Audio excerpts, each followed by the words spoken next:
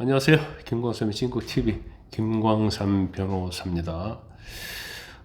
김용 전 민주연금 부원장, 이 사람은 이재명 대표가 자신의 측근 중에 측근이라고 그랬어요. 그래서 뭐 좌정진상 우김용, 우김용 좌정진상 뭐 그런 식으로 측근이 측근한 걸 다 이미 인정한 사람이거든요. 근데 이 사람이 지금 재판을 받고 있어요.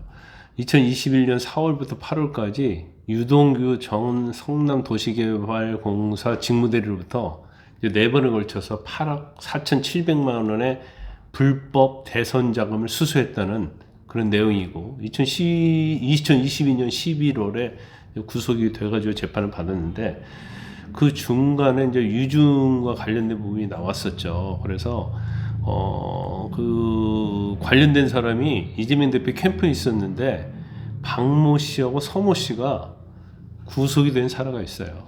이 사람들 혐의가 뭐냐면 경기도 시장상권진흥원장인 이모 씨에게 그 김용 전 부원장이 2021년 5월 3일 날 그 유원홀딩스에서 그 대장동 개발업체 남욱으로부터 1억 원의 불법 정치자금 받거든요.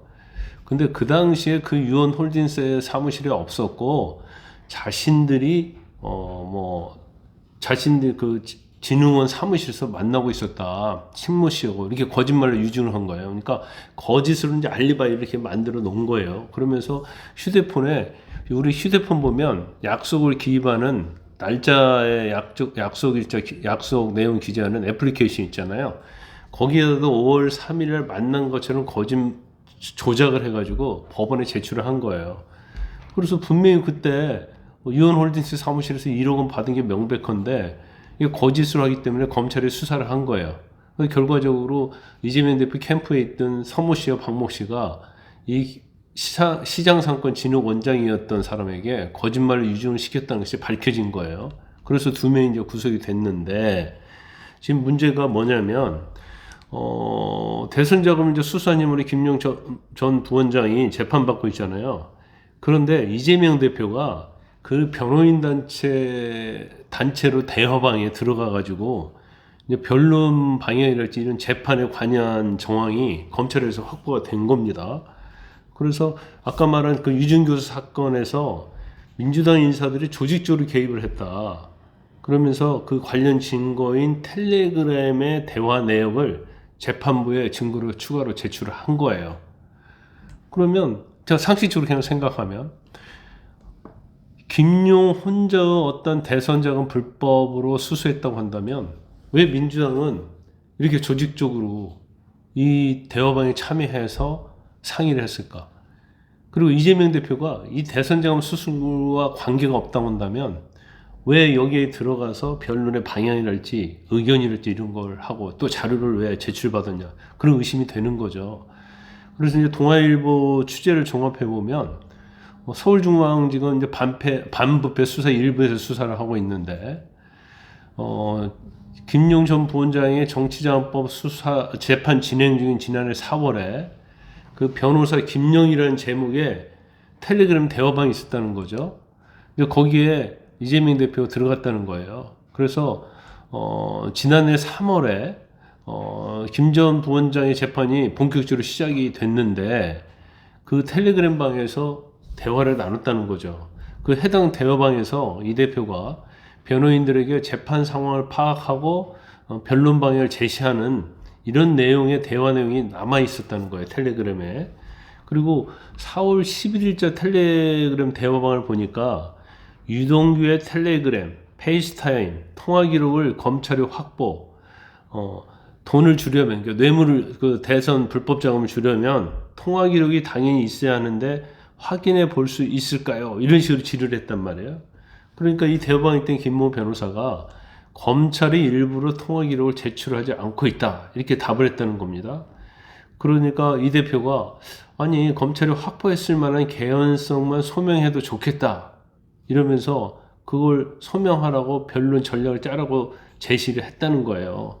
그러자 그 변호사가 그러면 그 부분에 초점을 두고 검토해 보겠다, 이렇게 답을 했다는 거 아닙니까? 그러면 왜 이재명 대표는 아무리 측근 중에 측근이지만 자신이 불법 대선장과 관계가 없다고 하면 왜 이런 데 참여를 해서 변론방을 제시하고 했을까 이런 생각이 좀 들기도 하고요. 그 다음에 여기에만 참여한 것이 아니다는 거예요. 또 김 전 부원장의 변호인들이 참여한 또 다른 텔레그램 대화방이 있었다는 건데 그 대화방 이름이 골드 드래곤이었다고 합니다. 그래서 이 대표가 거기에서는 2022년 11월 김 부원장의 접견을 앞둔 임모 변호사에게 힘내라고 좀 전해줘라 이런 글을 남겼다는 거예요. 그러니까 접견을 하고 나서 이 임 변호사가 접견하고 나왔다. 대표님도 변호사방에 오셔서 변호사로 협력하시기로 하셨다 이렇게 전해줬다는 거예요.